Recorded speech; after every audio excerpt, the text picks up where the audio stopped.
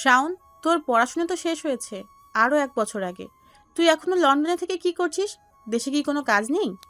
আম্মু, আমি এখানে থাকতে থাকতে এখানকার পরিবেশের সাথে নিজেকে মানিয়ে নিয়েছি। আমার ইচ্ছা এখানে একটা কোম্পানি স্টার্ট করব। না, তুই যত দ্রুত সম্ভব দেশে ফিরে আসবি। আমরা চাই না তুই আমাদের ছেড়ে বিদেশে থাক। আচ্ছা, তুই বল, যদি হঠাৎ আমাদের কিছু হয়ে যায়, তখন তুই চাইলেই আমাদের কাছে আসতে পারবি? প্লিজ বাবা, দেশে ফিরে আয়। তোকে কত বছর হয়ে গেল সামনাসামনি দেখি না। প্লিজ বাবা, চলে আয়। আম্মু কথা বলার সময় কেঁদে ফেলল। হ্যাঁ আম্মু, তুমি ঠিকই বলেছ। আচ্ছা, আমি দেশে ফিরে আসব। আব্বু কেমন আছেন? আলহামদুলিল্লাহ, উনি ভালো আছেন। তুই সত্যি চলে আসবি তো? আম্মু, ফিরে আসবো তোমার কাছে। এখন একটু কাজ আছে। আব্বু বাসায় আসলে কল দিও। আল্লাহ হাফেজ। আম্মুর সাথে কথা বলছিলাম, তখনই সিজন এসে বলল জ্যাক আমাদের হোটেলে এসে ঝামেলা করছে। তাই কলটা কেটে দিয়ে হোটেলে চলে আসলাম। আমাদের লেখাপড়া শেষ হওয়ার পর আমরা বন্ধুরা এখানে হোটেল ব্যবসা শুরু করেছি। জ্যাক এখানকার বখাটে ছেলে। ওদের সাথে আমাদের ইউনিভার্সিটি থেকে ঝামেলা চলছে। এসে দেখি জ্যাক ম্যানেজারের ডেস্কে টেবিলের উপর পা তুলে বসে আছে। নিজের দেশ হলে এতক্ষণে ওর পা ভেঙে হাত ধরিয়ে দিতাম, কিন্তু এদেশের আইনে অনেক ঝামেলা, তাই পুলিশকে খবর দিয়ে জেলে পাঠিয়ে দিলাম। শাওন, এটা কি করলি? শালাকে কিছু না বলে ছেড়ে দিলি? আমি ওকে মারার জন্য তৈরি হচ্ছিলাম। শালা চুপ থাক। এটা বাংলাদেশ নয়, ইউনাইটেড কিংডম। জানিস তো এই দেশের আইন খুবই কড়া। আর তাছাড়াও আমরা দেশে ফিরে যাচ্ছি, তাই এসব না করাই ভালো। কি বলছিস? তুই না বলেছিলি আমরা এখানে কোম্পানি শুরু করব? হ্যাঁ বলেছিলাম, বাট আম্মু বলেছে দেশে ফিরে যেতে। তাহলে না হয় দেশে গিয়ে আমাদের স্বপ্নটা পূরণ করব। হ্যাঁ এখন চল, বিমানের টিকিট নিতে হবে। তারপর এই হোটেলের একটা ব্যবস্থা করেই আমরা দেশে ফিরে যাব। আজ 1 মাস পর সব কিছু গুছিয়ে আমরা দেশে ফিরছি। সৃজনশীলা ফ্লাইটেই ঘুমিয়ে পড়েছে। বাংলাদেশ সময় ভোর 6টায় আমাদের ফ্লাইট এসে ঢাকা বিমানবন্দরে ল্যান্ড করলো। আব্বু আমার জন্য ড্রাইভারকে দিয়ে গাড়ি পাঠিয়ে দিয়েছেন। সিজনকে বিদায় দিয়ে সকাল 8টায় বাসার সামনে এসে দাঁড়ালাম। আমাদের বাড়িটা আগের থেকেও বেশ সুন্দর করে সাজানো হয়েছে। দরজায় গিয়ে কলিং বেল বাজাতেই একটা সুন্দরী মেয়ে এসে দরজা খুলে দিল। কিন্তু আমার তো কোনো ছোটো বোন নেই। মেয়েটা কে হতে পারে? দেখতে একদম পরীর মতো। স্যার, ভিতরে আসুন। আন্টি আপনার জন্য অপেক্ষা করছেন। হ্যাঁ, কিন্তু আপনি কে? আমি আপনাদের বাসার কাজের মেয়ে। ও আচ্ছা, ভিতরে চলুন। এত সুন্দরী মেয়ে আমাদের বাড়ির কাজের মেয়ে? সে যাই হোক, মেয়েটি প্রথম দেখায় আমার মনটা চুরি করে নিয়েছে। ভেতরে ঢুকতেই আম্মু কিচেন থেকে বেরিয়ে আমাকে দেখি দৌড়ে এসে জড়িয়ে ধরল। শাওন, তুই এসেছিস? আমার খুব ভালো লাগছে। আয়, রুমে গিয়ে ফ্রেশ হ। আজ তোর পছন্দের কষা মাংস, বিরিয়ানি আর ছোট চিংড়ি মাছ রান্না করেছি। আচ্ছা আম্মু, আব্বুকে অফিসে চলে গেছেন? তুই আসবি শুনে তোর আব্বু অফিসে যায়নি। তুই টেবিলে আয়, আমি ওনাকে ডেকে দিচ্ছি। ওকে আম্মু। রুমে এসে দেখি সব কিছু গুছিয়ে রাখা। একটা কাঠের উপর রেখে কিছু কাপড় নিয়ে ওয়াশরুমে চলে গেলাম। কিছুক্ষণ পর বের হয়ে দেখি মেয়েটি আমার রুম থেকে বেরিয়ে যাচ্ছে। এই যে শুনুন, আপনি আমার রুমে কি করছেন? জি আন্টি, আপনাকে খাওয়ার জন্য ডাকতে বলেছিলেন, তাই এসেছিলাম। আচ্ছা, আপনার নাম কি? আমার নাম জান্নাত। জান্নাত কথাটা বলেই নিচে চলে গেল। যাওয়ার সময় তার হাত থেকে কিছু একটা পড়ে যায়, যা দেখে আমার মুখে হাসি ফুটে উঠল। কি দেখেছি সেটা আপনাদের পরে বলবো। ব্যাগ থেকে মোবাইলটা নিয়ে চার্জে লাগিয়ে নিচে এসে দেখি আব্বু টেবিলে বসে আছেন। আম্মু আর জান্নাত খাবার বাড়ছে। আব্বু আমাকে দেখেই জিজ্ঞেস করলেন, শাওন, কেমন আছো? প্রবাসীর জীবন কেমন লাগলো তোমার? জি আব্বু, প্রথম দিকে খুব খারাপ লাগলো, পরে বেশ মানিয়ে নিয়েছি। আপনি কেমন আছেন? আমাদের কোম্পানি কেমন চলছে? হ্যাঁ, আমি ভালো আছি। আর আমাদের কোম্পানি এখন বাংলাদেশের টপ 10 কোম্পানির মধ্যে রয়েছে। তোমার আম্মু বলল তুমি নাকি বন্ধুদের নিয়ে একটা কোম্পানি দিতে চাইছো। হ্যাঁ আব্বু, আমি নিজে কিছু করতে চাই। এই, তোমরা দুজন কি শুরু করেছো? তোমাদের বিজনেস নিয়ে পরে কথা বলো, আগে ছেলেটাকে কিছু খেতে দাও। আম্মুর কথায় আমরা দুজনে চুপ করে গেলাম। তারপর সবাই একসাথে খাবার খেলাম, কিন্তু অবাক করার বিষয় হলো জান্নাত আমাদের সাথে খেলো না। আমি তাকে কয়েকবার ডাকলেও সে না করে দেয়। অথচ আমরা লন্ডনে থাকতে কাজের বুয়াকে আন্টি বলে ডাকতাম। সকলেই তাকে মায়ের মতো শ্রদ্ধা করতাম। খাবারও তার সাথেই বসে খেতাম। খাওয়া শেষে আব্বু বললেন তিনি এখন অফিসে চলে যাবেন। আমি রুমে এসে কিছুক্ষণ রেস্ট নিলাম। তারপর আমার 7 বছরের পুরনো ফেসবুক আইডিটা লগ ইন করলাম। পাসওয়ার্ড মনে ছিল না, তাই আম্মুর নাম্বার দিয়ে রিসেট করে নিলাম। সাথে সাথে নোটিফিকেশনের জ্বর শুরু হয়ে গেল। অনেকগুলো মেসেজও এসেছে, সেগুলো সিন করে রিপ্লাই দিলাম। তারপর আরিয়ানদের সাথে দেখা করতে বাইরে যাব, এমন সময় আম্মু বলল, শাওন, রহিম চাচা 2 দিন হলো ছুটিতে গেছেন। তুই একটু জান্নাতকে সাথে নিয়ে বাজার করে আনতে পারবি? আচ্ছা ঠিক আছে আম্মু, তুমি ওনাকে রেডি হতে বলো। এই বলে নিচে এসে দেখি আব্বুর বাইক রাখা। আম্মুর কাছ থেকে বাইকের চাবি নিয়ে জান্নাতের জন্য অপেক্ষা করছি। কিছুক্ষণ পর জান্নাত বেরিয়ে আসলে বাইকে উঠতে বললে জান্নাত বলল, আমি আপনার সাথে বাইকে গেলে লোকে কি বলবে? আপনি যান, আমি রিক্সা নিয়ে আসছি। এই আপনাকে বসতে বলেছি, বসুন। কে কি বলে সেটা আমি দেখে নেব। জান্নাত আর কিছু না বলে বাইকে উঠে বসলো। সে আমার থেকে অনেকটা দূরে অবস্থান করেছে। বাইক স্টার্ট করতে যাব তখনই পড়ে যাচ্ছিল। তারপর ধমক দিয়ে আমাকে দৌড়ে বসতে বললাম। এতে সে অনেকটা ভয় পেয়ে যায়। বাজারে এসে সবজি কিনছি, এমন সময় লক্ষ্য করলাম সবজিওয়ালা জান্নাতের দিকে তাকিয়ে আছে। এসব দেখে আমার খুব রাগ হলো। বাজার সেরে বাসায় এসে জান্নাতকে 1 কাপ কফি বানাতে বলে রুমে আসলাম। রাগে আমার মাথাটা ফেটে যাচ্ছে। জীবনের প্রথম কোনো মেয়েকে আমার ভালো লেগেছে, তারই উপর শুকুরের নজর। রাগে গোস করতে করতে কিচেনে এসে দেখি জান্নাত কফি নিয়ে বের হচ্ছে। আমাকে আসতে দেখে কফির মগটা এড়িয়ে দিল। আমি কফির মগটা হাতে নিয়ে এক চুমুক দিতে বুঝলাম সে খুব ভালো কফি বানায়, কিন্তু তবুও তার উপর খুব রাগ হচ্ছিল। রাগ কন্ট্রোল করতে না পেরে কফির মগটা ফ্লোরে ছুঁড়ে মারতেই কিছু কফি ছিটকে জান্নাতের হাতে পড়ে যায়। কফি খুব গরম থাকায় সাথে সাথে সে জায়গাটা ঝলসে যায়। এটা আমি কি করলাম? সে খুব কান্না করছে, সাথে খুব ভয়ও পেয়েছে মনে হয়। পাশে ডিমের কাঁচা রাখা, কাঁচা থেকে একটা ডিম নিয়ে ভেঙে তার হাতে লাগিয়ে দিলাম। সে খুব অবাক হয়ে আমাকে দেখছে। তার চোখের দিকে কিছুক্ষণ তাকিয়ে থেকে কিচেন থেকে বেরিয়ে আসলাম। তার চোখ যেন মায়ায় ঘেরা। আমি রুমে এসে শুধু তার কথাই ভাবছি, আর নিজের উপর খুব রাগও হচ্ছে। কিন্তু আমি তো ইচ্ছে করে তার হাতে ফেলতে চাইনি। না, এরপর থেকে তাকে আর বাইরে যেতে দিব না।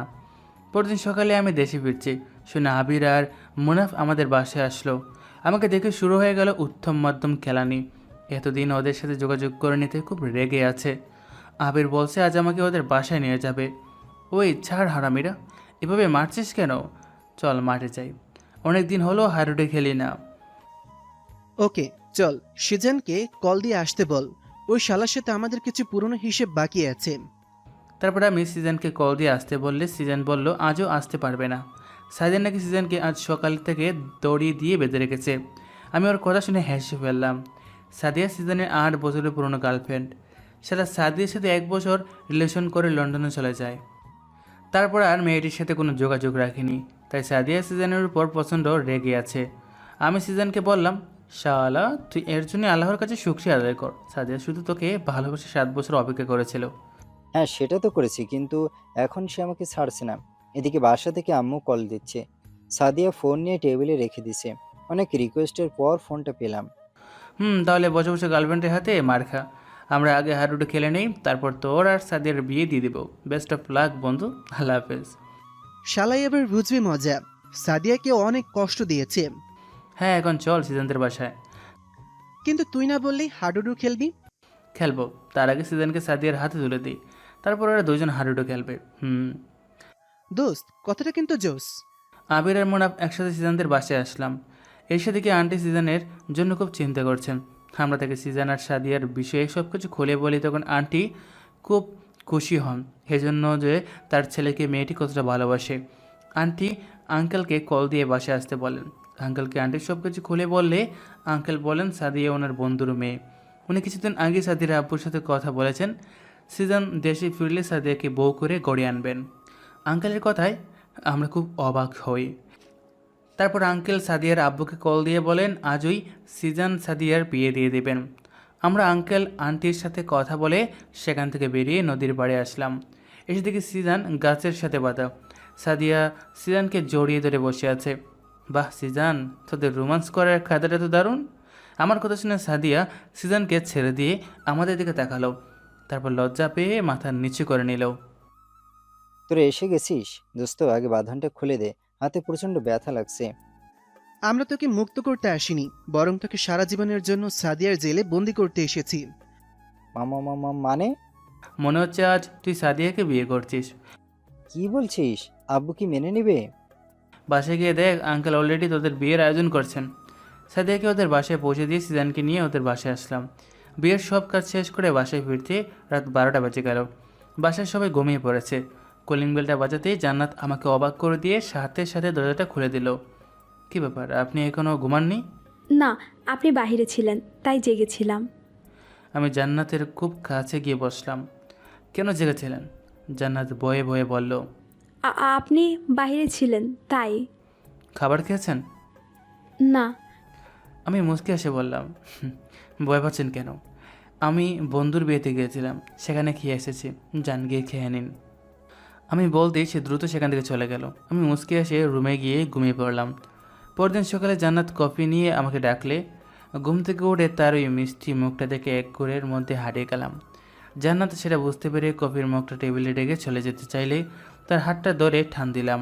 সে ঠাল সামলাতে না পেরে সোজা আমার বুকে এসে পড়ল। এই আপনি কি করছেন? ছাড়ুন, আন্টি দেখে ফেললে আমাকে কাজ থেকে বের করে দেবে।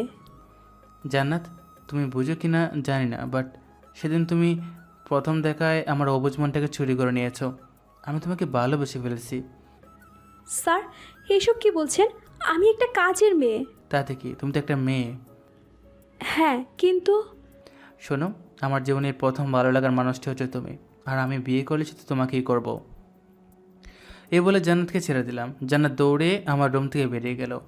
সেদিন রাগের কারণে এত ভালো কফিটা ফেলে দিয়েছিলাম, তাই আর দেরি না করে কফিটা খেয়ে নিলাম। হঠাৎ সিজানের আব্বু কল দিল। কলটা ধরতেই আঙ্কেল বললেন আব্বু আম্মুকে নিয়ে তাদের বাসায় যেতে। আব্বুকে নাকি তিনি কালই বুঝিয়ে বলেছেন, তাই ফ্রেশ হয়ে নিচে গিয়ে দেখি রান্না অফ। আব্বু আম্মু রেডি হয়ে সোফায় বসে আছে। আমাকে দেখে আম্মু বলল, শাওন, যা রেডি হয়ে আয়, তোর বন্ধু সিজানের আব্বু আমাদের যেতে বলেছেন। আমরা গাড়িতে ওয়েট করছি, তাড়াতাড়ি রেডি হয়ে আয়। আচ্ছা আম্মু। আম্মু কথাটা বলেই আব্বুকে নিয়ে বেরিয়ে গেল। তখন আমি জান্নাতকে বললাম, সকালের নাস্তা করে নাও, দুপুরে আমি তোমার জন্য খাবার নিয়ে আসবো। জান্নাত প্রথমে রাজি না হলেও আমার দমক খেয়ে মাথা নাড়িয়ে সম্মতি জানালো। আমাদের সাথে তো তাকে নিতে পারবো না, আমরা সেখানে মাংস ভাত খাবো, আর জান্নাত বাসা থেকে মাছ ভাত খাবে, সেটা কেমন দেখায়? রাসূল সাল্লাল্লাহু আলাইহি সাল্লাম বলেছেন, নিজেরা যাই আহার করবে তোমাদের অধীনস্থদেরও তাই আহার করাবে। এছাড়াও আমি তাকে পছন্দ করি। কিছুক্ষণের মধ্যে সিজনদের বাসায় চলে আসলাম। এসে দেখি আবিররা সিজনকে জিজ্ঞেস করছে হাডুডু খেলা কেমন হলো, কিন্তু শালা চুপ করে আছে। দেখে বললাম আমি, কী রে শালা, বল কাল কেমন কেটেছে তোদের? আমরা কি সেসব জানতে চেয়েছি নাকি? তোদের সব ঠিক হয়েছে কিনা সেটা বল। কি আর ঠিক হবে? কাল আমাকে এই ঠান্ডার মধ্যে ফ্লোরে ঘুমাতে হয়েছে। শেষ রাতে তার একটু দয়া হলো। একটু আরামে ঘুমাচ্ছিলাম, এই শালারা 6টার সময় জ্বালাতে আসছে। কাঁদিস না, বাবির তোর উপরে অনেক অভিমান জমে আছে। তার অভিমান ভাঙানোর চেষ্টা কর, তারপর দেখবি সব ঠিক হয়ে গেছে। শাওন, শুনলাম তোরা দুজন এখানে একটা প্রাইভেট লিমিটেড কোম্পানি খুলতে চাচ্ছিস। শালা, আমাদেরকে পার্টনার হিসেবে পছন্দ হয় না? বিদেশে গিয়েও না পড়লেও আমরা কিন্তু ঢাকা বিশ্ববিদ্যালয় থেকে মাস্টার্স করেছি। ওই শালা, এই প্ল্যানটা ছিল লন্ডনে থাকাকালীন, তখন তো তোরা ছিলি না। এখন সবাই মিলে বড় কোম্পানি দেওয়া যাবে। আগে সিজনের জামালাটা মিটে যাক, তারপরে এসব নিয়ে ভাববো। তারপর সবাই কাজে বিজি হয়ে গেলাম। এদিকে বিকেল 4টা বেজে গেছে। ওহ শিট, জান্নাতকে রান্না করতে বারণ করে এসেছি। সে নিশ্চয়ই এতক্ষণ না খেয়ে বসে আছে। সিজনকে বলে কিছু খাবার নিয়ে বাসায় ফিরলাম, কিন্তু জান্নাতকে কোথাও দেখছি না। তার রুমের দিকে গিয়ে দেখি মরির ডিব্বা বের করছে। সরি, কাজ করতে করতে তোমার কথা ভুলে গিয়েছিলাম। এই নাও খাবার। না, আমি মুড়ি খাবো। এই তোমাকে বলছি না এগুলো খেতে। আপনি এসব কেন করছেন? প্লিজ আমার কাছে আসবেন না। জান্নাত, আমি তোমাকে ভালোবাসি। কিন্তু আমি তো বাসি না, আর আমাদের মধ্যে সম্পর্ক আপনার পরিবার মেনেও নেবে না। সো প্লিজ এভাবে বলবেন না। আমি জান্নাতের কথা শুনে খাবারগুলো টেবিলে রেখে রুম থেকে বেরিয়ে আসলাম। খুব খারাপ লাগছে। আমি তার জন্য ভালোবেসে কিছু করতে চাইছি, বাট সে এসব চাইছে না। সে যখন চাইছে না, আমিও আর তার কাছে যাব না। মন খারাপ করে বাসা থেকে বেরিয়ে মাঠের এক কোণে বসে বসে সিগারেট খাচ্ছি। কিছুক্ষণ পর আবিরও আমার পাশে বসে সিগারেট ধরালো। বাহ, লন্ডনের একটা বিশেষ গুণ আছে বলতে হবে। যে ছেলে সিগারেটের ধারে কাছেও যেত না, আর সে দেশে ফিরে সিগারেট চাচ্ছে। শোন, সিগারেট খেয়ে আমি তোদের মতো আসক্ত হই না, মাঝে মাঝে খেতে হয়। এমন কিছু কারণ আমাকে সিগারেট খেতে উৎসাহ দেয়। এই প্রথম খাচ্ছি। হ্যাঁ, সেটা তো তোকে দেখেই বোঝা যাচ্ছে। কিভাবে সিগারেট ধরতে হয় সেটাও জানিস না। আজও রাত করে বাসায় ফিরলাম। জান্নাত এসে দরজা খুলে দিল। কোনো কথা না বলে ভিতরে চলে গেলাম। সকালে কফি নিয়ে এসেছিল, খাবো না বলতেই কোনো কথা না বলে চলে গেল। আবির, সিজন আর মুনাফকে কল দিয়ে বললাম লাইব্রেরিতে আসতে। নিরিবিলি জায়গা হিসাবে এটাই বেস্ট। শাওন, এত সকালে কিসের জন্য ডাকলি? একটু আরাম করে ঘুমাচ্ছিলাম। যা, তুই পরে পরে ঘুমা। আমরা তিনজনই তাহলে কোম্পানির পার্টনার হব। এমন অলস পার্টনার নিলে বিজনেস স্টার্ট হওয়ার আগেই দেউলিয়া ঘোষিত হবে। হ্যাঁ দোস্ত, ঠিকই বলছিস। তাহলে আবির আমাদের পার্টনারশিপে থাকছে না। ওই, তোকে কে বলেছে থাকবো না? শাওন কেন ডেকেছে সেটা বল। সিজনে হারুদু তো হয়েই গেছে, তাই ভাবছি কোম্পানি স্থাপনের জন্য নিবন্ধন করব। এখন বল আমাদের কোম্পানির বাজেট কত? শাওন, সব মিলিয়ে 4 জনের জন্য 60 কোটি টাকা দিয়ে স্টার্ট করাই ভালো হবে। হ্যাঁ, তাহলে 15 কোটি টাকার জন্য আব্বুর কাছে যেতেও হবে না। আমার যে ছোট বিজনেস আছে সেখান থেকেই হয়ে যাবে। আচ্ছা ঠিক আছে, তাহলে আমাদের বাজেট 60 কোটি। এখন চল, প্রোডাক্ট আমাদের ঠিক করাই আছে, জায়গা সহ বাকি সব নির্ধারণ করে তারপর নিবন্ধন করব। সারাদিন 4 জন কোম্পানির বিষয়ে আলোচনা করতেই কেটে গেল। রাতে রেস্টুরেন্ট থেকে খাবার খেয়ে বাসে ফিরলাম। আজ আম্মু এসে দরজা খুলে দিয়ে বলল, শাওন, আজ সারাদিন কোথায় ছিলি? সেই সকালে খেয়ে বেরিয়েছিস। আম্মু বন্ধুদের সাথে কোম্পানির সব কিছু ঠিকঠাক করে নিচ্ছিলাম, তাই কখন রাত হয়েছে বুঝতেই পারেনি। টাকা আছে নাকি তোর আব্বুকে বলতে হবে? আম্মুর টাকা আছে, কোম্পানির বাজেট মাত্র 60 কোটি টাকা, তাই আব্বুকে বলতে হবে না। আচ্ছা ঠিক আছে, এখন আয়, খেয়ে ঘুমাতে যা। না আম্মু, আমি রেস্টুরেন্ট থেকে খেয়ে এসেছি। তাহলে গিয়ে ঘুমিয়ে পড়, অনেক রাত হয়েছে। ওকে আম্মু, তুমি গিয়ে ঘুমাও। আম্মু চলে যেতে জান্নাতকে খুঁজছি, কিন্তু তাকে কোথাও দেখছি না। তার রুমের দিকে গিয়ে দেখি ঘুমাচ্ছে। ঘুমালে তার মুখটা একদম নিষ্পাপ মনে হয়, অনেক বেশি মায়াবী লাগে তাকে। এই মায়াবী পরিটাকে রোজ চাই স্বপ্নে, আমার কল্পনায়। সে কেন বোঝে না আমি শুধু তাকে চাই আমার এই মনে। তাকে অনেকটা সময় দেখার পর রুমে এসে ঘুমানোর চেষ্টা করছি, বাট ঘুম আসছে না। শুধু তার কথাই মনে পড়ছে বারবার। কিন্তু তার কি মনে পড়ে একবার আমার কথা? কেন সে করে অবহেলা আমায়? একই কি বলে বিরহের সুর। এসব ভাবতে ভাবতে ঘুমিয়ে গেলাম। পরদিন সকালে আম্মুর চেঁচামেচির শব্দে ঘুম ভাঙলো। মনে হচ্ছে জান্নাত কিছু একটা করেছে।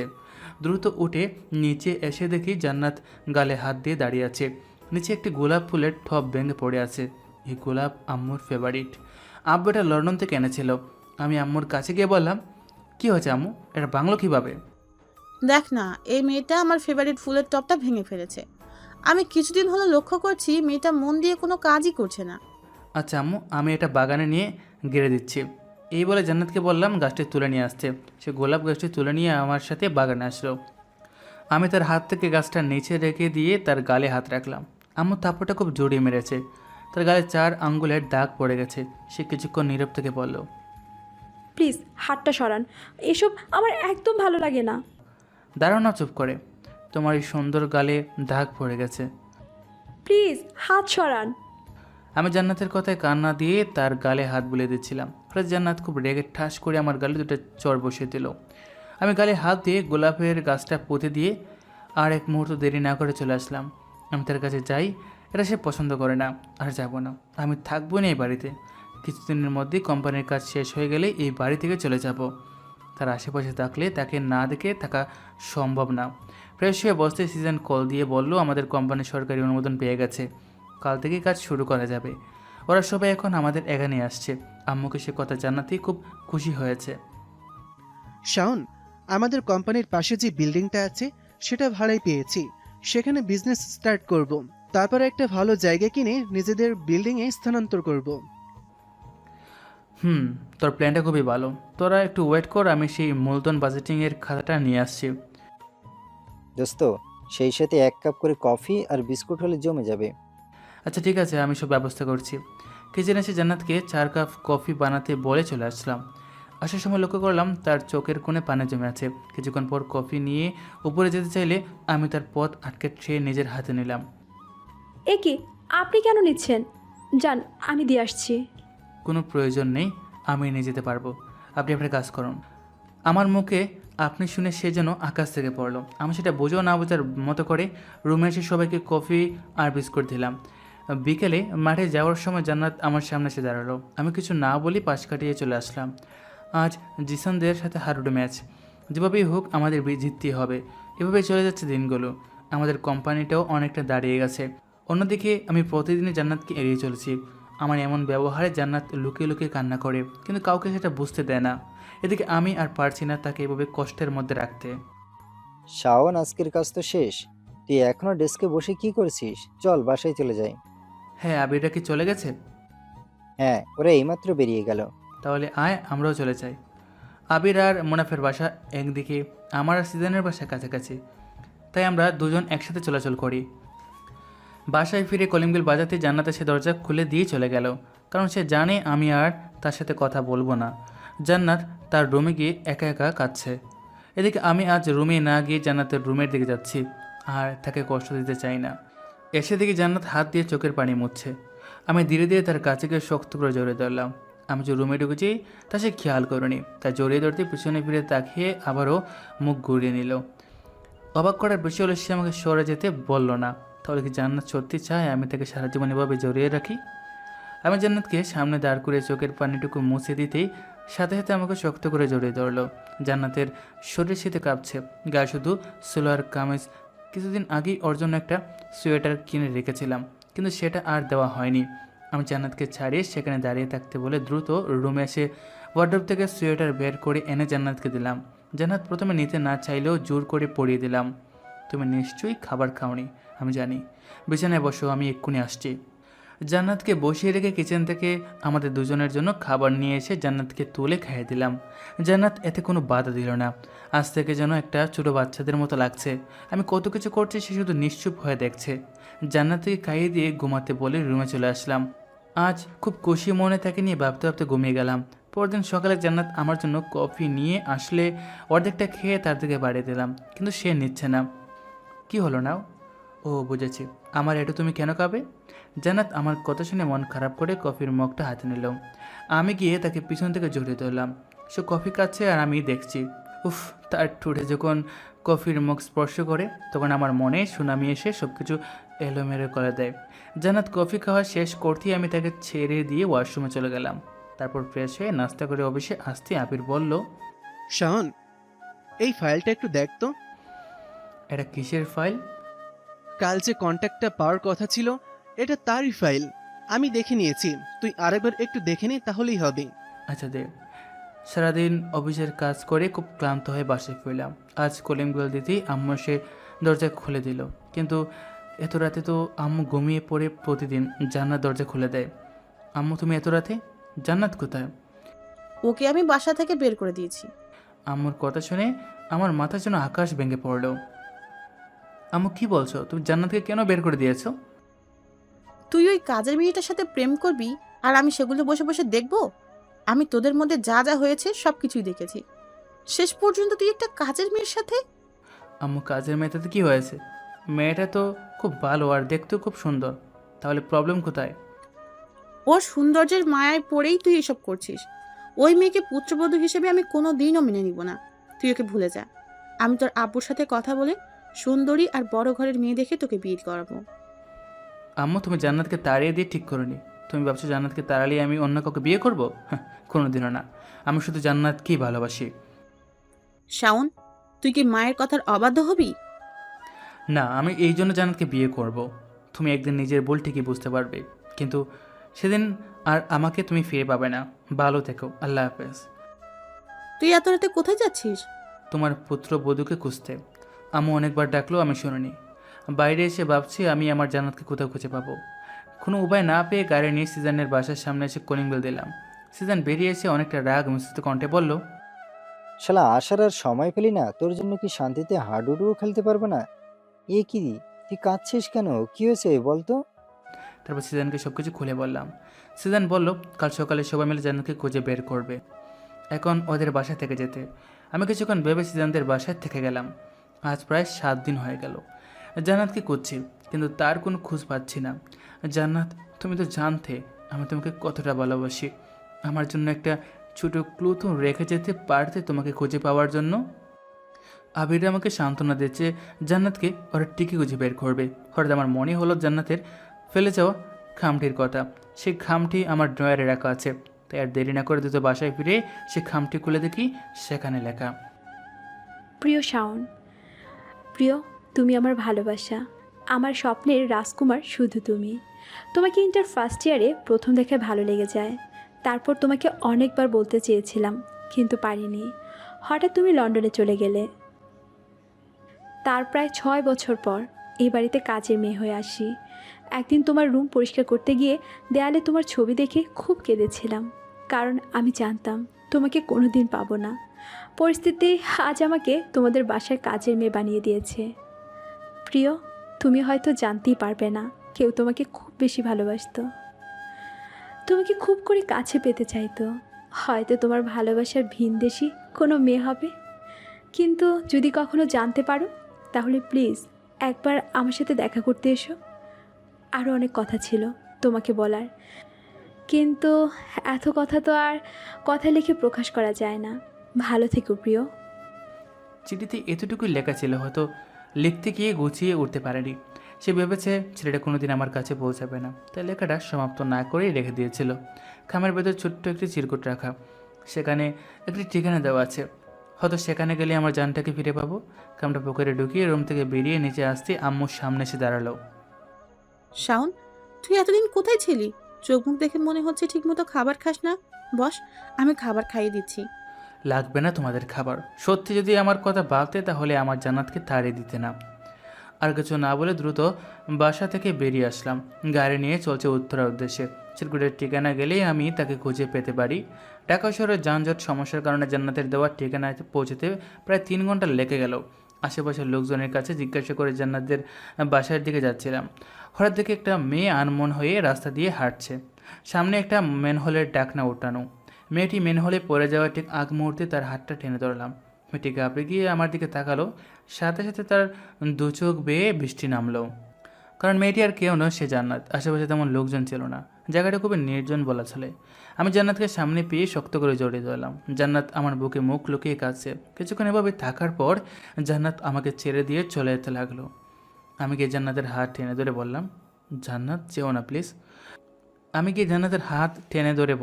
জান্নাত যেও না প্লিজ। তুমি সেদিন চলে আসার পর থেকে তোমাকে অনেক খুঁজেছি। কেন খুঁজছেন আমাকে? যখন বাসা থেকে অপমান করে বের করে দিয়েছিলেন সেই দিন মনে ছিল না? প্লিজ আপনি চলে যান এখান থেকে। আমি কারো কটু কথা শুনতে বাধ্য নই। আমি কখনো সম্পদ দেখে আপনাকে ভালোবাসিনি, সো প্লিজ চলে যান। জান্নাত, আমি কি কখনো তোমাকে বলেছি তুমি আমাদের সম্পদ থেকে আমাকে ভালোবেসেছো? আমি সবটা জেনেই তোমাকে ভালোবেসেছি। ভালোবেসে সারা জীবন তোমার পাশে থাকতে চেয়েছি। তাহলে তুমি কেন আমাকে ফিরিয়ে দিচ্ছ? তাহলে কি তোমার লেখা খামটা মিথ্যে ছিল? খাম? সেটা আপনি কোথায় পেলেন? তুমি আমাকে ইন্টার ফার্স্ট ইয়ার থেকে ভালোবেসে এসেছো, সেটা কি সত্যি? হুম। তাহলে এখন যখন আমরা দুজনকে ভালোবাসি, তাহলে প্রবলেম কোথায়? কারণ আপনার আম্মু চান না আপনি আমাকে বিয়ে করেন। এছাড়াও আমার পরিবার সব কিছু জানার পর আপনার সাথে আমার বিয়ে দিবে না। আমি জান্নাতের হাত ধরে চোখে চোখ রেখে বললাম, তাহলে আমাকে ওনাদের কাছে নিয়ে চলো। আমি তাদের সব বুঝিয়ে বলবো। কিন্তু প্লিজ জান্নাত, আমাকে ছেড়ে যেও না। আচ্ছা ঠিক আছে, তার আগে চলুন। আপনি নিশ্চয়ই না খেয়ে এসেছেন, চোখ দেখে মনে হচ্ছে এই কয়দিন রাতে ঠিকমতো ঘুমানো নেই। প্লিজ কিছু খেয়ে নিন। হ্যাঁ খেতে পারি, তবে তোমাকেও আমার সাথে খেতে হবে। আচ্ছা খাবো, এখন চলুন। আমি জান্নাতের কপালে চুমু খেয়ে বললাম, হ্যাঁ চলো। দুজন একটি রেস্টুরেন্টে গিয়ে কিছু খেয়ে নিলাম। তারপর জান্নাতের সাথে ওদের বাসায় যেতেই সবাই খুব রাগি চোখে আমার দিকে তাকালো। ও সরি, আপনাদের বলা হয়নি, জান্নাতের আব্বু 2 বছর আগে একটি রোড অ্যাক্সিডেন্টে মারা গেছেন। এর আগে জান্নাতের পরিবারের অবস্থা অনেকটাই সচ্ছল ছিল, কিন্তু উনি মারা যাওয়ার পর থেকেই তাদের পরিবারে দুর্ভোগ নেমে আসে। জান্নাতের পড়াশোনা চালিয়ে যেতে বাধ্য হয়েই আমাদের বাড়িতে কাজ করে। জান্নাত ইশারায় তার আম্মুকে দেখিয়ে দিলে ওনাকে সালাম দিয়ে বললাম, আসসালামু আলাইকুম আন্টি, কেমন আছেন? ওয়ালাইকুম আসসালাম। আলহামদুলিল্লাহ, আমি ভালো আছি। বাবা, তুমি কেমন আছো? শরীরের অবস্থা দেখে মনে হচ্ছে খাওয়ার ঘুম হয়নি। জি আন্টি, জান্নাত চলে আসার পর থেকে ওকে খুঁজতে গিয়ে এমন হয়েছে। প্লিজ আন্টি, আম্মুর এমন ব্যবহারের জন্য আমি আপনাদের কাছে ক্ষমা চাইছি। আমি সেই সময় অফিসে না থাকলে এসব কিছু হতে পারতো না। প্লিজ আপনারা আমাকে ক্ষমা করে দিন। আমি ভেবেছিলাম তুমি খুব খারাপ ছিলে, কিন্তু না বাবা, তুমি খুবই ভালো ছিলে। তাই আমার মেয়েটা বাসায় ফিরে তোমার জন্য অনেক কেঁদেছে। আন্টি, আমি জান্নাতকে বিয়ে করতে চাই। আচ্ছা ঠিক আছে বাবা, এই বিয়েতে আমরা সবাই রাজি, কিন্তু তোমার পরিবার তো জান্নাতকে মেনে নিবে না। আন্টি, সেটা আমি দেখছি। আর আমি জান্নাতকে নিয়ে গেলে আম্মু কিছুতেই ওকে বের করে দিতে পারবে না। আপনারা সব কিছু আয়োজন করুন, আমি বিকেলে 3 বন্ধু আর কাজী সাহেবকে নিয়ে আসবো। এখন আমি আসি, আল্লাহ হাফেজ। এই দাঁড়ান, আপনার সাথে আমার কিছু কথা আছে। আমি সেখানে দাঁড়িয়ে গেলাম, তখন জান্নাত আমাকে তার রুমে নিয়ে এলো। তারপর আমার কাছে এসে গলা জড়িয়ে ধরলো। এই, কী করছো? এই একদম চুপ, আপনি কোনো কথা বলবেন না। আমি জান্নাতের নাকের উপর নাক রেখে বললাম, তাহলে আসো, একটু আদর করি। আই জানতো, আমার অনেক কাজ বাকি আছে। আজ না আমাদের বিয়ে। ও হ্যাঁ, আজ তো আমাদের বাসর রাতও। জান, আপনি খুব দুষ্ট। বউ, এখনও তো ট্রেলারই দেখলে না, ফুল মুভি দেখাবো বাসর রাতে। জান্নাত লজ্জা পেয়ে রুম থেকে বেরিয়ে গেল। বিকেলে বন্ধুদের নিয়ে বিয়ে করতে আসলাম। 8 লক্ষ টাকা দেনমোহর রেখে বিয়ে সম্পন্ন হলো। বিয়ের পর গাড়িতে জান্নাত আর আমি পাশাপাশি বসে আছি। এমন সময় জান্নাত বলল, এই, আম্মু যদি আমাদের না মেনে নেয়, বাড়ি থেকে বের করে দেয়, তাহলে কি হবে? আম্মু বের করে দেওয়ার আগেই তুমি চলে আসার পর স্বেচ্ছায় আমি বাড়ি ছেড়ে এসেছি। কি বলছেন? তাহলে এখন আমরা কোথায় থাকবো? কেন, আমাদের নতুন বাড়িতে। কোম্পানি স্টার্ট করার পর আমি একটা বড় ফ্ল্যাট কিনেছি, যা তোমাকে বলা হয়নি। আজ থেকে আমরা সেখানেই সংসার বাঁধবো। এরপর সে আর কিছু বললো না। ফ্ল্যাটে এসে ব্যাগ থেকে একটি গোলাপি 3 পিস বের করে জান্নাতকে দিলাম। আমি লন্ডনে থাকতে সবার জন্য কিছু ড্রেস কিনে রেখেছিলাম। এটা আমার বউয়ের জন্য কিনে রেখেছিলাম। জান্নাত এত দামি 3 পিস দেখে বলল, এই, এটা আমি পড়তে পারবো না, প্লিজ। আমার দামি পোশাক পরতে একটু ভালো লাগে না। জান্নাত, স্বামীর সামর্থ্য অনুযায়ী তার স্ত্রীকে খোরপোশ একজন স্বামীর কর্তব্য। আমি এটা আমার বউয়ের জন্য খুব শখ করে লন্ডন থেকে এনেছি। প্লিজ জান্নাত, আজ আমাদের বাসর রাত। তুমি এই ড্রেসটি পরলে তোমাকে খুব সুন্দর লাগবে। আচ্ছা ঠিক আছে, আমি পরবো। আপনি একটু ওয়েট করুন, আমি এক্ষুনি আসছি। জান্নাত চলে গেল। আরও কিছু ড্রেস বের করে ওয়ার্ড্রোবে রেখে দিলাম। কিছুক্ষণ পর জান্নাত বের হতে আমি তাকে খুলে তুলে নিলাম। এই, কি করছেন? জান্নাত, তোমাকে ড্রেসটা একদম গোলাপি পরির মতো লাগছে। উফ জান, কাছে আসো, তোমাকে খুব আদর করতে ইচ্ছা করছে। এই থামুন তো, আমার খুব লজ্জা লাগছে। তাই? চলো, আজ তোমার সব লজ্জা শেষ করে দেব। এই বলে বিছানায় বসে জান্নাতকে কোলে তুলে নিলাম। তারপর ধীরে ধীরে তার ওই গোলাপি মিষ্টির টুটে ঠোঁট ডুবিয়ে দিলাম। জান্নাতকে আজ এতটাই সুন্দর লাগছে যে আমি নিজেকে কোনোভাবেই আটকে রাখতে পারছি না। দুজনেই আউট অফ কন্ট্রোল হয়ে এক নতুন ইতিহাস রচনা করলাম। আপনারা বিয়ের পর বাসর করে ইতিহাসটা জেনে নিয়েন। পরদিন সকালে ঘুম ভাঙলে দেখি জান্নাত পাশে নেই। ওয়াশরুমে গিয়ে ফ্রেশ হয়ে নিচে এসে দেখি জান্নাত কিচেনে রান্না করছে। আমি গিয়ে দরজার কাছে দাঁড়িয়ে দেখছি পাগলিটা কী করছে। কাল কিছু গরুর মাংস আর সব প্রয়োজনীয় মশলা এনে রেখেছিলাম।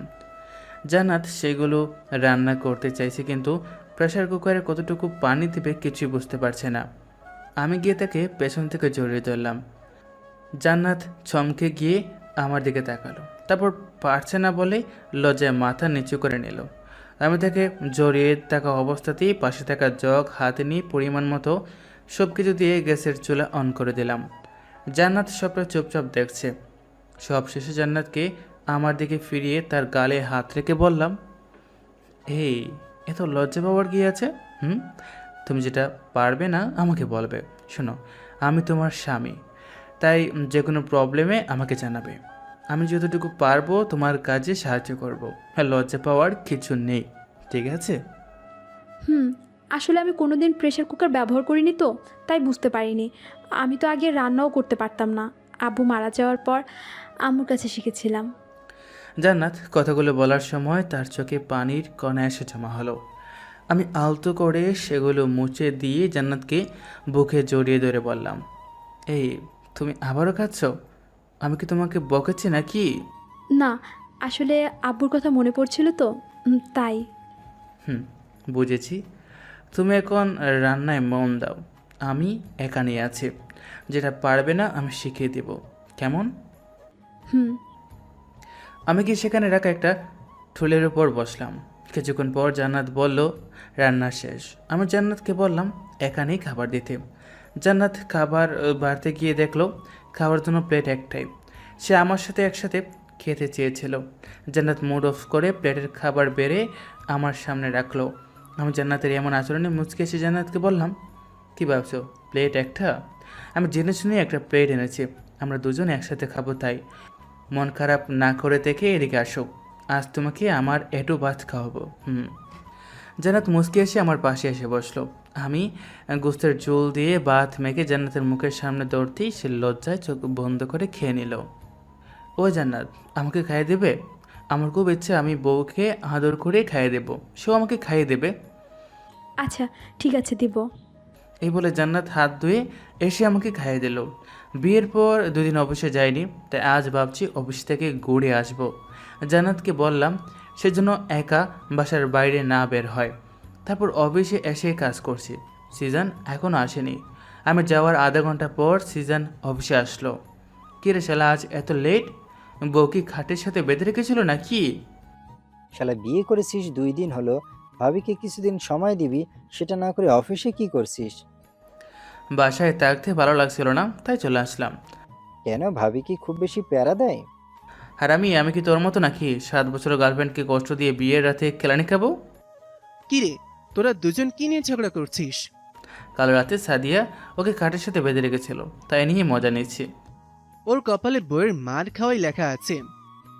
হাসছিস হাস, তোকে যে রিবা ভাবি সারা রাত রুমের বাইরে দাঁড় করিয়ে রাখে সেটা তো আর শাওন জানে না। হয়েছে, আর কারো গোপন কথা ফাঁস না করে কাজে মন দে। কিছুদিন পর আমাদের কোম্পানি বেশ বড় একটা ডিল করবে, সেদিকে খেয়াল রাখ। আল্লাহ চাইলে আমরা অতি শীঘ্রই সফল হতে চলেছি। হ্যাঁ, আমাদের এই ডিলটা যেভাবেই হোক পেতে হবে। সো লেটস গো ফ্রেন্ডস, সবাইকে ভালোভাবে কাজ করতে বল। ওদের বলে দে কাজটা সম্পূর্ণ হলে সবার বেতন বাড়িয়ে দেওয়া হবে। সেই সাথে আমরা একটি পাবলিক লিমিটেড কোম্পানির জন্য আবেদন করতে পারবো। তারপর সবাই কাজে বিজি হয়ে পড়লাম। এখন অনেক রাত করে বাসায় ফিরতে হয়, তাই জান্নাতকে খুব বেশি সময় দিতে পারি না। প্রায় 1 মাসের পরিশ্রমে আমাদের ডিলটা ফাইনাল হলো। সকলেই ডিলটা পেয়ে খুবই খুশি। এই খুশিতে সবার বেতন কিছুটা করে বাড়িয়ে দিলাম। জান্নাতকে আনন্দের সংবাদটা দিতে তাড়াতাড়ি মিষ্টি নিয়ে বাসায় ফিরলাম, কিন্তু বাসায় এসে যা দেখলাম তাতে আমার সব আনন্দ নিমেষে শেষ হয়ে গেছে। বাসায় এসে বেডরুমে ঢুকে দেখি জান্নাত খাটে বসে ফুফিয়ে কান্না করছে। বিছানায় কিছু ফটো পড়ে আছে। ফটোগুলো হাতে নিয়ে দেখি আমাদের ডিলটা যে কোম্পানির সাথে হয়েছে সেই কোম্পানির এমডির সাথে আমার ছবি কেউ এডিট করে দিয়েছে। ফটোগুলো একটি মিটিং থেকে নিয়ে এডিট করা হয়েছে। জান্নাত হয়তো এজন্যই কাছে। আমি জান্নাতের কাছে গিয়ে ওর কাঁধে হাত রাখতেই এক ঝটকায় ছাড়িয়ে নিল। একদম আমার শরীরে স্পর্শ করবেন না। কথাটা বলি অন্য রুমে গিয়ে ভিতর থেকে দরজা আটকে দিল। আমি অনেকবার ডাকার পরও তার কোনো রেসপন্স পেলাম না। জান্নাত, তুমি আমাকে অবিশ্বাস করছো? সেটা ভেবেই আমার খুব কষ্ট হচ্ছে। কে আমার জান্নাতকে এসব ভুলভাল ফটো দিয়ে গেছে?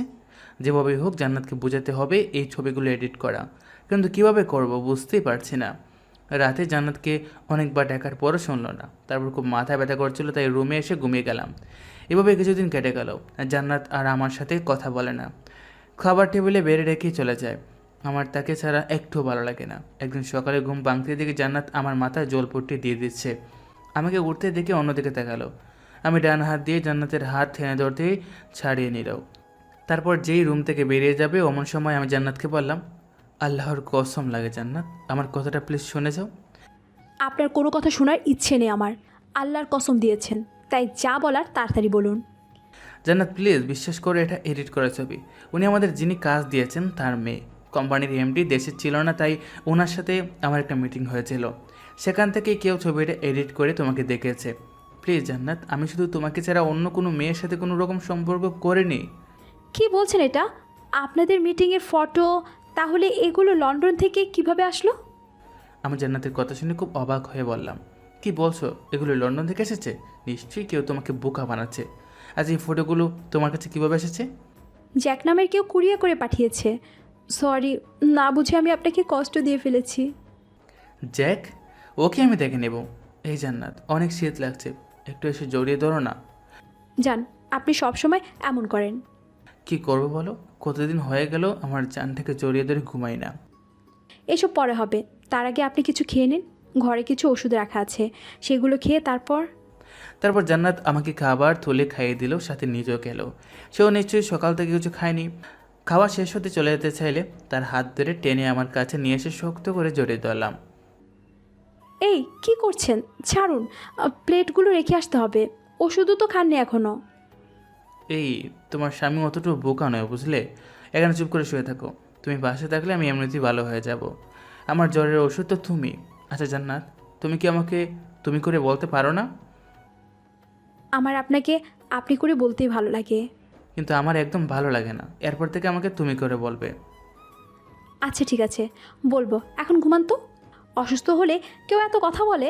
তারপর আর কোনো কথা না বলে জান্নাতের কপালে আলতো করে চুমু খেয়ে ঘুমিয়ে পড়লাম। দুপুরে জ্বর অনেকটাই কমে গেছে, তাই উঠে গোসল করে নিলাম। কিছুক্ষণ পর আবির আর জিসান আসলো। শাওন, তোর কি হয়েছে? আজ অফিসে গেলি না? আজ সকাল থেকে জ্বর, তাই আর অফিসে যায়নি। শাওন, শুনলাম তোর আম্মু নাকি তোর জন্য খুব কান্না করছে।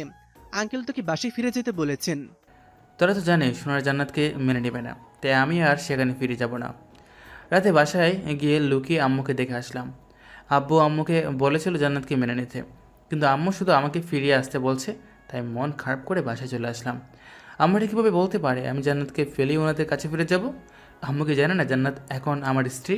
থাক, ওনারা ওনাদের মতো করে।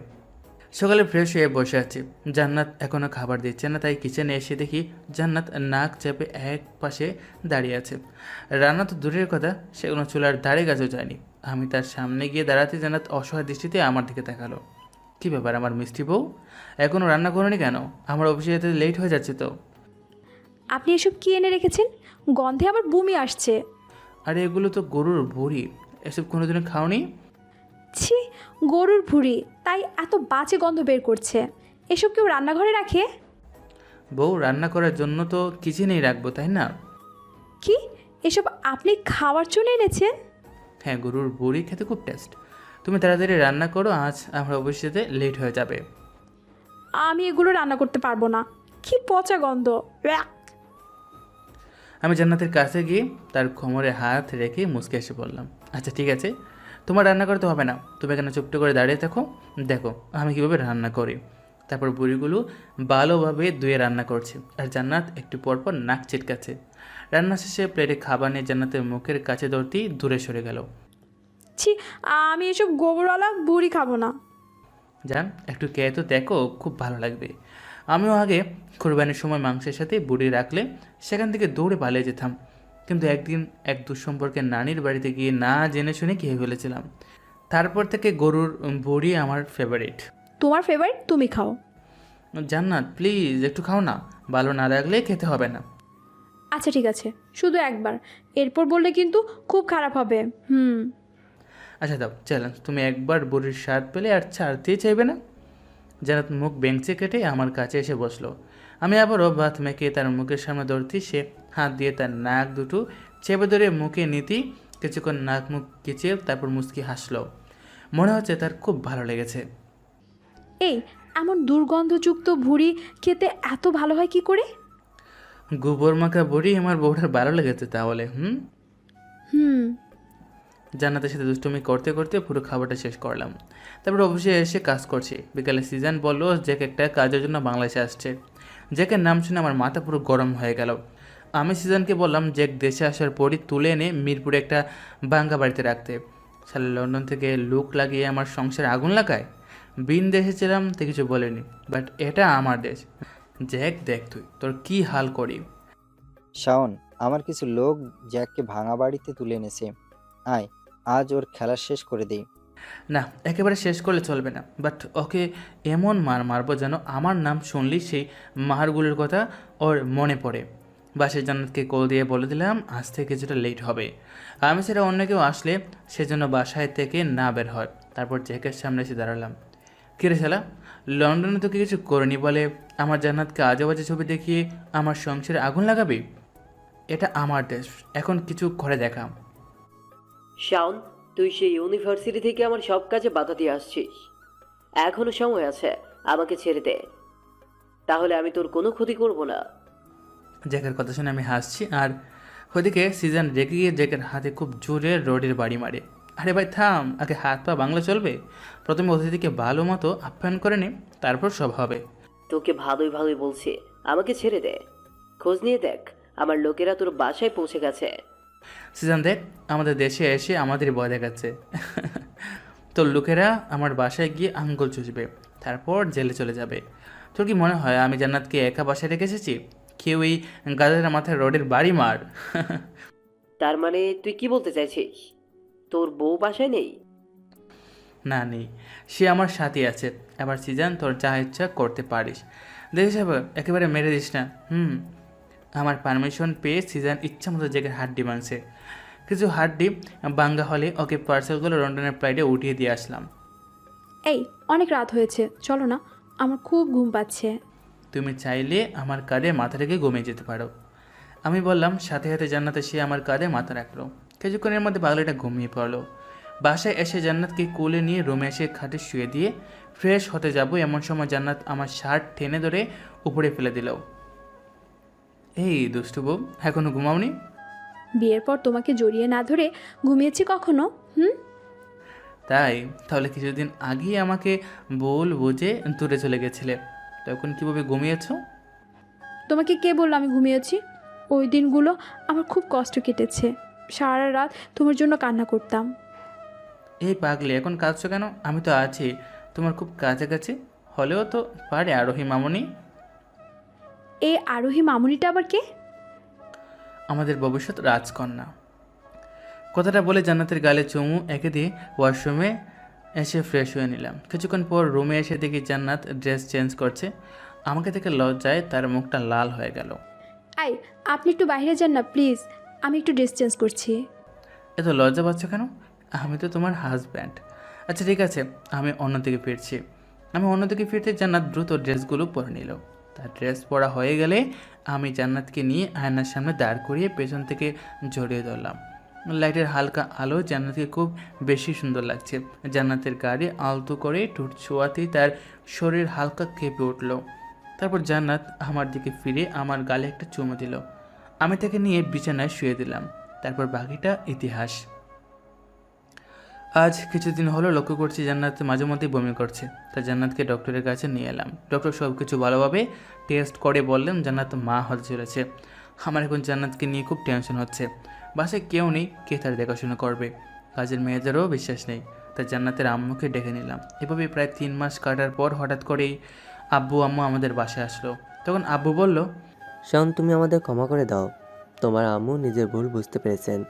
বাবা প্লিজ আর রাগ করে থেকো না। আব্বু, আপনাদের উপর আমার কোনো রাগ নেই। আম্মু জান্নাতের সাথে বাজে ব্যবহার করেছে, তে আম্মু ওর কাছে ক্ষমা চেয়ে নিক, তাহলেই হবে। তখন আম্মু জান্নাতের কাছে ক্ষমা চাইতে গেলে জান্নাত আম্মুকে ক্ষমা চাইতে নিষেধ করে। আম্মু নিজের ভুল বুঝতে পারায় আমরা সবাই খুব খুশি।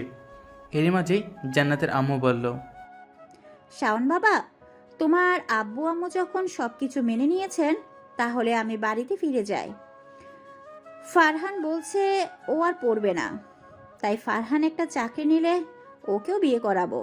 আম্মু, ফারহান কেন পড়াশোনা অফ করে দেবে? অন্তত মাস্টার্স ফার্স্ট করুক, আমি ওকে আমাদের কোম্পানিতে একটা পার্ট টাইম জব দেবো, তাহলেই ওর সব খরচ চলে যাবে।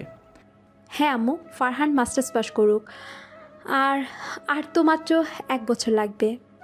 তারপর আব্বু আম্মু জান্নাতের আম্মুকে বোঝানোর পর উনি রাজি হলেন। এখন আমরা সবাই একসাথে আব্বুর বাড়িতে থাকি। জান্নাত আমাদের বাড়িতে বউয়ের সম্মান নিয়ে আসতে পেরে খুবই খুশি। আজ অফিস বন্ধ, বন্ধুরা সব প্ল্যান করেছি সবাই মিলে আড্ডা দেব। অনেক দিন হলো কাজের মধ্যেই সবাই একসাথে থেকেও আগের মতো আড্ডা দেওয়া হয় না। সবাই মিলে বাদাম খাচ্ছে আর একজন না একজনের পেছনে লাগছি। কিন্তু শালা সিজান মুড অফ করে একপাশে গাপটি মেরে বসে আছে। দেখ শালা আমার বউয়ের পেরায় পেরাময় হয়ে মুড অফ করে বসে আছে। শাওন, আজ ওকে খুব সিরিয়াস মনে হচ্ছে। হ্যাঁ, আমারও তাই মনে হচ্ছে। দাঁড়া, আমি দেখছি ব্যাপারটা। ওই শালা, এদিকে আয়। হ্যাঁ বল। তোর কি হয়েছে বলতো? এমনিতে বউকে নিয়ে মজা করলে উল্টো আরেকজনকে বাস দিস, আজ এভাবে বসে আছিস যে? তো কি করব? তোরা আমাকে ওই পিচ্চিটার সাথে বিয়ে দিয়ে জীবনটা শেষ করে দিচ্ছিস। ওই কে তোর বেচছি? ভাবি তোর 1 ইয়ার জুনিয়র। হ্যাঁ, রাখ তোর 1 ইয়ার। শালি সব সময় বাচ্চামি করে। তোর আগে বিয়ে করেও আজ পর্যন্ত বিড়াল মারতে দেয়নি, আর তুই এক বাচ্চার বাপ হয়ে যাচ্ছিস। কি বলছিস? এটা সাদিয়া খুব বেশি করে ফেলছে। তুই এক কাজ কর, কোনোভাবে ওকে বলিয়ে বালিয়ে বিড়ালটা মেরে একটা বেবি নিয়ে ফেল। দেখবি তোর পিচ্চিটা ওর পিচ্চিকে সামলাতে সামলাতে বড় হয়ে যাবে। আরে ভাই, বলা যত সহজ, কাজটা মোটেও অত সহজ না। এটা তো অবুঝ পিচ্ছি না, সব জানতাম। যা শালা, এতদিনে বিড়াল মারতে পারলি না? তোকে আমার বেস্ট ফ্রেন্ড জানলে লোকে কি বলবে? আজ ছুটির দিন, শালা যা, যেভাবেই হোক বিড়ালটা মার। সাহস লাগে মিসড কল দিস। আমার কথা সিজনের মধ্যে যেন ঘুমিয়ে থাকা পুরুষত্ব যে করছে। সিজন আর বসে না থেকে বাসায় চলে গেল। আমরা আরও কিছুক্ষণ আড্ডা দিয়ে বাসায় চলে আসলাম। রুমে এসে দেখি জান্নাত চোখ বন্ধ করে পেটে হাত বোলাচ্ছে। আমি কোনো শব্দ না করে তার কাছে গিয়ে তার হাতে হাত রাখলাম। তখন জান্নাত চোখ খুলে মুচকে আসে আমার হাতটা আলতো করে তার পেটে ছুঁয়ে দিচ্ছে। আমি জান্নাতের হাতটা শক্ত করে ধরে তার কপালে ভালোবাসার পরশ এঁকে দিয়ে আলতো করে জড়িয়ে ধরলাম। পরদিন সকালে অফিসের গেটের কাছে আসতে সিজন একটা মিষ্টি খপ করে আমার মুখে ঢুকিয়ে দিল। দেখে মনে হচ্ছে সিজন আজ খুব হ্যাপি মুডে আছে। আমি ওর সাথে মজা করে বললাম, কি ব্যাপার দোস্ত, মনে হচ্ছে বিড়ালটা মেরে দিচ্ছিস? আরে দোস্ত, আমি বিড়ালকে কি মারবো? বাসায় গিয়ে দেখি বিড়াল নিজেই আমার হাতে মরার জন্য প্রস্তুত হয়েছে। কি বলছিস? আমি তো ভাবলাম তুই বিড়াল মেরে এক রাতেই আমাদের চাচ্চু বানিয়ে ফেলেছিস। সেটাও হবে ইনশাল্লাহ, একটু সবুর কর। যাক, তোর বউটা তাহলে বড় হয়ে গেছে, এখন যা গিয়ে কাজে মন দে। এরপর কেটে গেল আরও কিছুদিন। আমি অফিসের একটা মিটিংয়ে বিজি ছিলাম। প্রায় 2 ঘন্টা পর মিটিং শেষ হতেই ফোন হাতে নিয়ে দেখি জান্নাতের 2টি মিস কল। সে সাথে আব্বু 8 থেকে 10 বার কল দিয়েছে। দ্রুত জান্নাতের নাম্বারে কল দিলাম কিন্তু কেউ ধরছে না। এদিকে জান্নাতের শরীরেও অবস্থা তেমন ভালো না, তাই আম্মুর নাম্বারে কল দিলাম। আম্মু বলল দ্রুত হাসপাতালে আসতে। জান্নাতকে আইসিইউতে নেওয়া হয়েছে। আমি দ্রুত নিচে এসে গাড়ি নিয়ে হসপিটালে এসে দেখি ডক্টর বেরিয়ে আসছেন। ডক্টর বললেন আর একটু দেরি হলে অনেক বিপদ হতে পারত। আলহামদুলিল্লাহ, নর্মালি ডেলিভারি সাকসেসফুল। আমি খুব খুশি হয়ে ভেতরে ঢুকতে যাব এমন সময় আম্মু বলল, শাওন, তুই পরে যা, আগে আমি আর বেআইন আমার নাতনিটাকে দেখে আসি। আম্মুর কথা শুনে আমি মন খারাপ করে দাঁড়িয়ে আছি। প্রায় আধা ঘন্টা পর দুজনে বেরিয়ে আসলে আমি ভেতরে গিয়ে দেখি জান্নাত আমাকে দেখে মুচকি হাসছে। আমি তার কাছে গিয়ে আলতো করে কপালে চুমু দিয়ে মা মেয়েকে জড়িয়ে ধরলাম। আমার খুশিতে চোখের কোণে পানি এসে জমা হলো। জান্নাত এক হাতে আমার চোখের পানিটুকু মুছে দিয়ে বলল, এই তুমি কাঁদছো কেন? না শোনা, আমি কাঁদছি না। তোমাদের দুজনকে সুস্থ দেখে আমার খুব ভালো লাগছে। এই তো, তুমি ঠিক আছো তো? হ্যাঁ, আমি ঠিক আছি। এই, আমাদের মেয়ে দেখো, একদম তোমার মতো হয়েছে। তবে ওর চোখ দুটো একদম তোমার মতো। এই, আমরা আমাদের মেয়ের কী নাম রাখবো বলো না? কেন, তোমাকে সেদিন বলেছিলাম মনে নেই? আমাদের মেয়ের নাম হবে আরোহী ইসলাম। আমরা কথা বলছিলাম এমন সময় নার্স এসে বলল জান্নাতকে বেডে শিফট করতে হবে। তাই আমি জান্নাতকে রেস্ট নিতে বলে বাইরে আসতে আবির মিষ্টি নিয়ে বলল। আলহামদুলিল্লাহ দোস্ত, আমরা চাচ্চু হয়ে গেছি। এই নি হাকর। আমি মিষ্টিটা মুখে নিয়ে ওদের ধন্যবাদ দিলাম। বন্ধুরা মিলে সারা হসপিটালের সবাইকে মিষ্টি মুখ করালো। কিন্তু এত কিছুর মধ্যেও আব্বুকে কোথাও দেখছে না। আব্বুর কথা মনে পড়তে আব্বু এসে বলল, শাওন, শুনলাম তোদের মেয়ে হয়েছে। হ্যাঁ আব্বু, আপনি এতক্ষণ কোথায় ছিলেন? আমি বৌমাকে হাসপাতালে আনার পরই একটা জরুরি কল আসে, তাই অফিসে চলে যেতে হয়েছিল। আচ্ছা তুমি থাকো, আমি আমার নাতনিকে দেখে আসি। এই বলে আব্বু খুব খুশি হয়ে আরোহীকে দেখতে গেলেন। আলহামদুলিল্লাহ, আমার মেয়ে হয়েছে শুনে পরিবারের সবাই খুব খুশি হয়েছে। পরদিন সকালে জান্নাত আর আমার মেয়ে আরোহীকে নিয়ে বাসায় ফিরলাম। সারাদিন সবাই আরোহীকে নিয়ে বিজি। রাতে আম্মু বলল আরোহী খুব ছোটো, তাই আম্মু আর জান্নাতের আম্মু ওদের সাথে থাকবে। আমি কিছু না বলে অন্য রুমে এসে শুয়ে পড়লাম। ঘুমানোর চেষ্টা করেও পারছি না, তাই ল্যাপটপটা অন করে অফিসের কিছু কাজ এগিয়ে নিচ্ছি। এভাবেই কেটে গেল 2 মাস। এই 2 মাসে আম্মু জান্নাতের সাথে ছিল, যার জন্য আমি ঠিকমতো ঘুমাতে পারিনি। কেউ আবার অন্য কিছু ভাববেন না। জান্নাতকে জড়িয়ে ধরে ঘুমাতে আমি এতটাই অভ্যস্ত হয়ে গেছি যে তাকে ছাড়া ঘুম যেন আমার চোখে ধরা দেয় না। আজ থেকে আম্মু আর জান্নাতের সাথে থাকবে না, তাই আমার খুব ভালো লাগছে। রাতে রুমে এসে থেকে জান্নাত আরোহীকে ঘুম পাড়িয়ে বিছানার মাঝখানে শুয়ে রেখেছে। এই, তুমি এভাবে দাঁড়িয়ে আছো কেন? ঘুমাবে না? না থাক, এতদিন রাত জেগে থাকতে থাকতে অভ্যাস হয়ে গেছে। আমার কথা শুনে জান্নাত মুচকি এসে আরোহীকে একপাশে শুয়ে নিজে মাঝখানে এসে শুল। আমি খুশি হয়ে বিছানায় গিয়ে জান্নাতকে শক্ত করে জড়িয়ে ধরলাম। তখন জান্নাত বলল, তোমার এতদিন ঘুমাতে খুব কষ্ট হয়েছে তাই না? তোমাকে ছাড়া ঘুম কেন আসতে চায় না বলো তো? তুমি কি আমার ঘুমের ওষুধ নাকি? হ্যাঁ। তাহলে আসো, আজ অনেকদিন পর শান্তিতে ঘুমাতে পারবো। সেই খুশিতে একটু মিষ্টি মুখ করি। এই, এখনো দুষ্টামি? এক মেয়ের বাপ হয়ে গেলে এখনো দুষ্টামি একটু কমেনি দেখছি। আমি জান্নাতের মুখের কাছে মুখ নিয়ে বললাম, হে দুষ্টমের জন্যই তো এক মেয়ের বাপ হতে পেরেছি বলো। এই বলে জান্নাতের ঠোঁটের সাথে ঠোঁট মিলিয়ে দিলাম। তারপর জান্নাতকে শক্ত করে জড়িয়ে ধরে ঘুমিয়ে গেলাম। 5 বছর পর। এই শাওন, আরোহীকে একপাশে রাখো বলছি, আমি তোমার বুকে মাথা রেখে ঘুমাবো। কি বলছো জান্নাত? তুমি তো জানোই আরোহী ঘুম থেকে উঠে আমাকে তোমার বুকে থাকলে সারা বাড়ি মাথা তুলে দিবে। যাও, তুমি তোমার মেয়ে নিয়ে থাকো। কথাটা বলেই জান্নাত অভিমান করে বিছানার অন্য পাশে ফিরে শুলো। আমি এই মা মেয়ের প্রায় পাগল হয়ে যাব। মেয়ে যদি ঘুম থেকে উঠে দেখে সে আমার বুকে নেই, বরং তার জায়গায় তার আম্মু শুয়ে আছে, তাহলে কাঁদতে কাঁদতে আব্বুর ঘরে গিয়ে বলবে আব্বু আমাকে জড়িয়ে না ধরে আম্মুকে জড়িয়ে ধরে ঘুমাচ্ছে। সে সাথে আবিরা কখনো বাসে আসলে ওদেরও বলে দেবে, আর তখন আমার সম্মানের ফলদ হয়ে যায়। লজ্জায় আমরা দুজন আম্মু আব্বুর সামনে যেতে পারি না।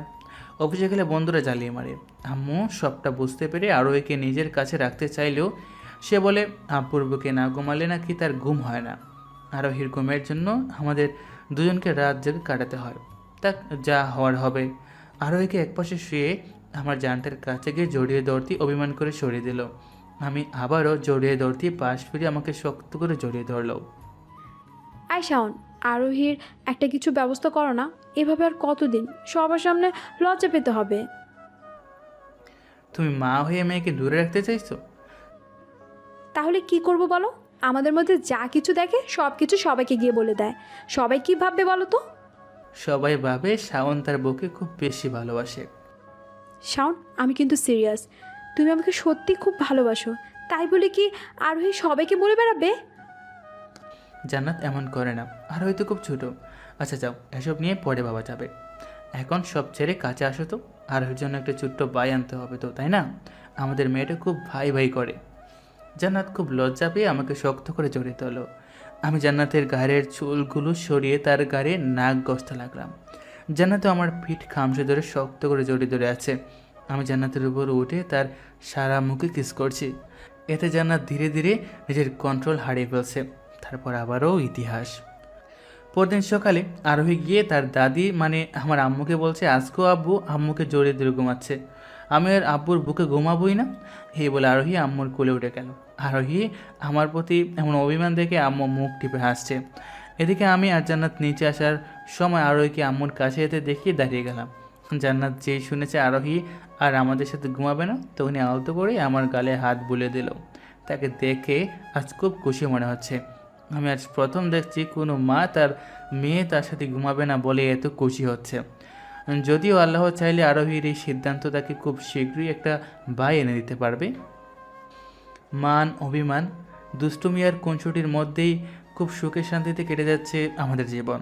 আমাদের সবার জন্য আপনাদের সকলের কাছে দোয়া প্রার্থী। সবাই আমাদের জন্য দোয়া করবেন এবং গল্পটি কেমন হয়েছে জানাতে ভুলবেন না কিন্তু।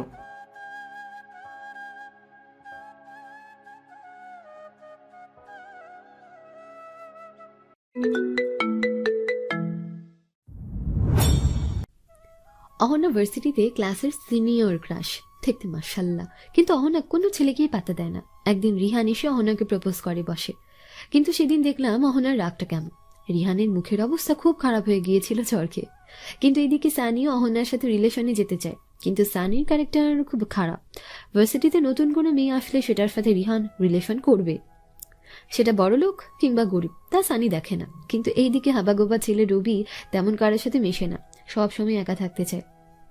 দুই একটা ছেলে বন্ধু আছে, কিন্তু কোনো মেয়ে বন্ধু নেই, কারণ মেয়েদের সাথে সে তেমন মিশে না। অহনা লক্ষ্য করলো ভার্সিটির সবাই অহনার দিকে তাকিয়ে থাকলেও রবি তার দিকে তাকায় না। বিষয়টা অহনাকে খুব ভাবায়। একদিন অহনা রবির সাথে কথা বলতে চায়, কিন্তু রবি মেয়েদের ব্যাপারে পুরো ভিন্ন। প্রথম রিলেশনের পর থেকে সে মেয়েদের একদমই বিশ্বাস করে না, তাই সে নিজেকে পাল্টে অন্য ভার্সিটি ছেড়ে এখানে এসে ভর্তি হলো। অহনা প্রথম দিন কথা বলতে না পেরে নিজের উপর রাগ করলো, কিন্তু সেও হাল ছাড়ার কথা নয়। দ্বিতীয় দিন রবি ভার্সিটিতে আসতে অহনা তার কাছে যায়। রবি সেখান থেকে উঠে চলে যেতে চাইলে অহনা রবির সামনে গিয়ে দাঁড়ায়। কি সমস্যা তোমার? কিছু বলছে না, শুধু মাথা তুলে তাকালো অহনার দিকে। আজব তো, আমি কিছু বলছি তোমায়? বল। ভার্সিটির সবাই আমার জন্য পাগল, জানো তো তুমি? হ্যাঁ জানি তো। তো মানে? তো এখন কি ওই পাগলদের ভিড়ে আমাকেও পাগল হতে হবে?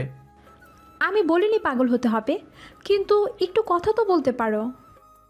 তোমার সাথে কথা বলার জন্য পুরো ভার্সিটির সবাই আছে, কিন্তু তুমি আমার পেছনে কেন পড়ে আছো?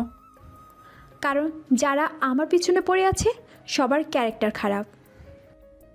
তার মানে তোমারও ক্যারেক্টার খারাপ নাকি? দেখো, মুখ সামলে কথা বলো। প্লিজ আমাকে একা থাকতে দাও। এ বলে রবি অহনাকে কিছু বলতে না দিয়ে ভার্সিটির রুমে চলে গেল। এদিকে সবাই এই অবস্থা দেখে অবাক, কারণ অহনার জন্য যেখানে পুরো ভার্সিটি পাগল, সেখানে রবি অহনাকে ইগনোর করছে। রবি ক্লাসরুমে চলে গেল। কিছু সময় পর স্যার আসলো। এতক্ষণ অহনা বাইরে ছিল। রবি পেছনের দিকে একটা বেঞ্চে গিয়ে বসলো, অহনাও সেখানে গিয়ে বসলো। এই ব্যাপারটা ক্লাসে কারো চোখে এড়ায়নি, এমনকি স্যারও আর চোখে তাকালো অহনার দিকে।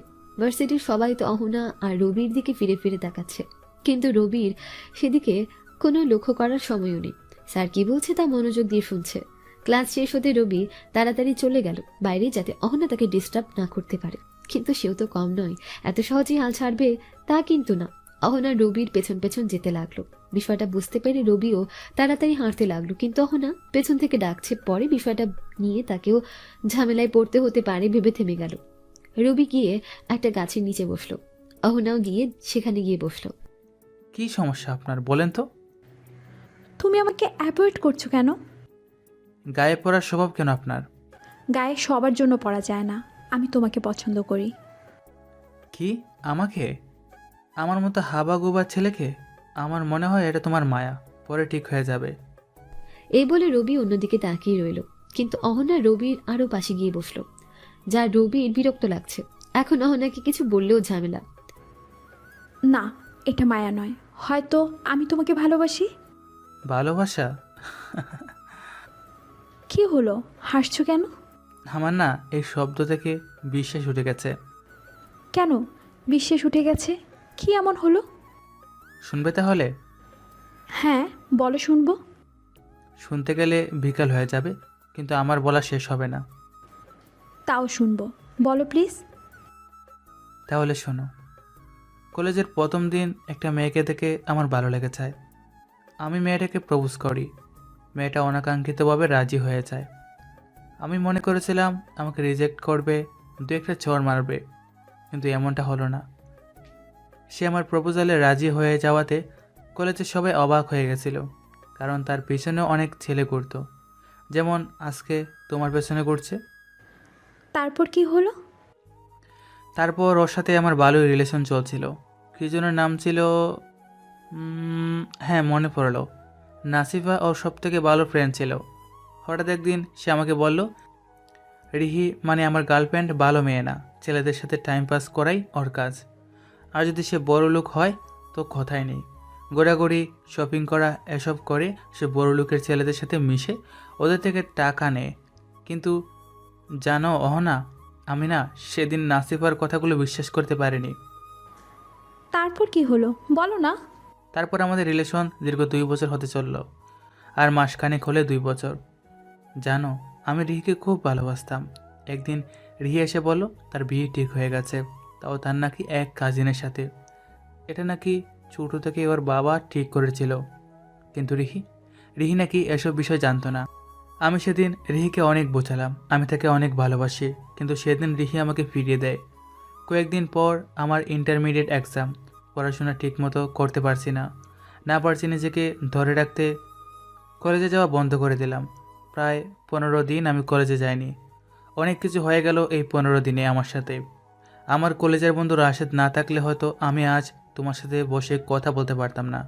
আমি ডিপ্রেশনে চলে গেছিলাম। রাশেদ আমাকে অনেক বুঝিয়ে ছায়ার মতো পাশে থেকেছে। অনেকে বলে অন্ধকারে নিজের ছায়াও পাশে থাকে না, কিন্তু সেটা ভুল, কারণ ভুল জায়গায় দাঁড়ানোর কারণে ছায়া দেখা যায় না। রাশেদ সেদিন অন্ধকারেও আমার পাশে ছিল। এই 15 দিন রিহি আমাকে একটা ফোন কিংবা একটা মেসেজও করেনি। আমি অনেক ফোন দিয়েছিলাম, কিন্তু সে আমার ফোন ধরেনি।